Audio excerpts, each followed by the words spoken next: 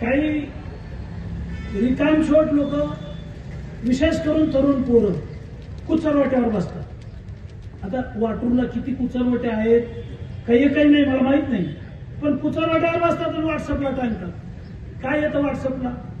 काय लफडं आहे. व्हॉट्सअप आहे, फेसबुक आहे, इंटरनेट आहे, इंस्टाग्राम आहे, एवढा धुमाकूळ आहे. तुम्ही इतकंही काही टाकलं पोलिसात की सगळ्या टीव्हीवर येतं, चांगली बातमी येत नाही. आता मी एवढी बडबड केली 1-1.5 तास, हे काही नाही येणार. मग कुचरवाट्यावरच्या माणसानं जर काही टाकलं आणि थोडं वाकडं तिकडे टाकलं नागमोडी की लगेच पेपरला येतं, लगेच टीव्हीला येतं.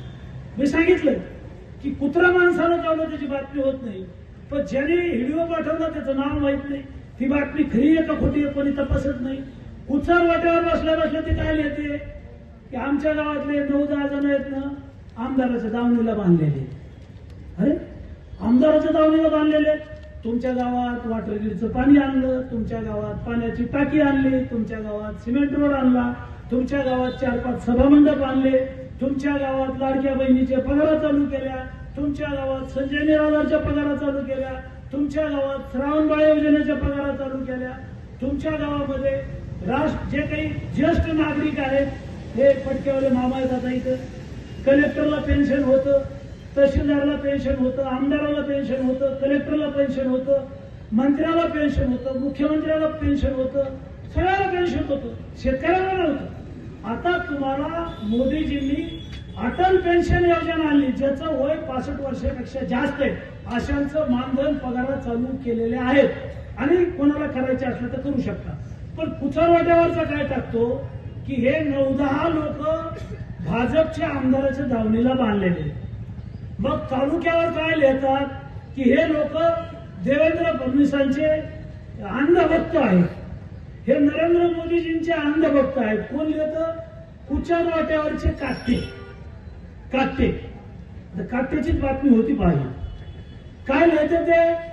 मोदीजींनी काय दिलं, देवेंद्र फडणवीसांनी काय दिलं, आमदारांनी काय दिलं. आणि तुझ्या गावात जे आलं ना ते बबनराव लोणीकरनंच दिलं 25 वर्षात.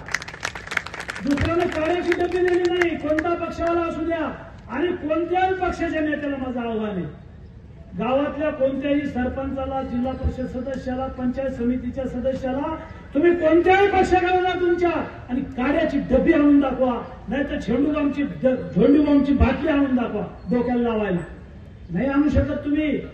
कशाचे पक्ष, कशाला धरून टाकलात पक्ष? पक्ष काय आहे? जो पक्ष आपल्याला हे सगळं देतो तो आपला पक्ष. काय जटायू पक्ष आहेत आपल्या तालुक्यात, जटायू पक्ष आहेत. काय पक्ष आहेत? काय आणलं, काय दिलं, काही करणार आहेत? त्याला विचारा या मारुतीच्या पारावर आणि सांगा की आम्ही हे आणतो गावाला, आम्ही ते आणतो. ते करत नाहीत. ते म्हणजे अमुक नळग्याचा रोड उकरून काढा आणि त्याच्या बातम्या लावा. अमुक मनोहर खलकरेचा रोड उकरून काढा. आमचा काही संबंध नाही, ते कोणी माझे नातेवाईक नाही. गुत्तेदारासारखं काम करा, नीट काम करा. नीट काम नाही केलं तर मी नेहमी सांगतो की तुला काळ्या यादीत टाकील, तुझं बिल काढणार नाही. लावली मी आता त्या चौकशी नळव्याची कामाची. ऐकत नाही येत नाही. म्हणजे एवढं कटाऊट नको ना बाबा, हे पोरांना सांभाळ. एवढ्या मोठ्या गाड्या आहेत, काळ्या मोठमोठ्या 50-50 लाखाच्या डोळ्यात चालतात लोकांच्या. लोकांचं फुटत आहे, हे आल्या कुठून? आणि म्हणून मला आपल्याला सांगायचं की कुचरवाट्यावरची चर्चा जी असते ना, तर ही चर्चा ऐकूच नका, ते पाहू नका आणि आपलं डोकं खराब करून घेऊही नका. अरे ते कुचरवाट्यावर बसलेले ते 5-6 काट्टे 10 काट्टे असतात. त्याच्या माईचा पगार बबनराव लोणीकरनं केला, त्याच्या बापाचं पेन्शन बबनराव लोणीकरनं केलं.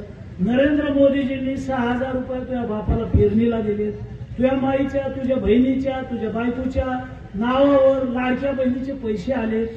तुझ्या अंगावरचे कपडे आमच्या सरकारचे, तुझ्या पायातलं बूट चप्पल आमच्यामुळं आहे, तुझ्या हातातलं ते डबडं मोबाईलचं आमच्यामुळं आहे. अरे आमचंच घेतो ना, आमच्याच कागदावर करतो, आम्हालाच बोलतो, चुकीचं लिहितो. अरे म्हणून राजकारणातले लोक काय टीका करतात मला त्याच्याशी काही घेणं देणं. मी प्रामाणिक माणूस आहे, इमानदार माणूस आहे, पक्ष पाहत नाही, काम करतो आणि काही जर चुकलं तर मात्र सोडित नाही.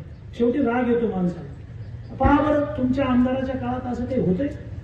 त्या घनसावंगी विधानसभामध्ये 100 कोटी हो शेतकऱ्यांचे पैसे, 36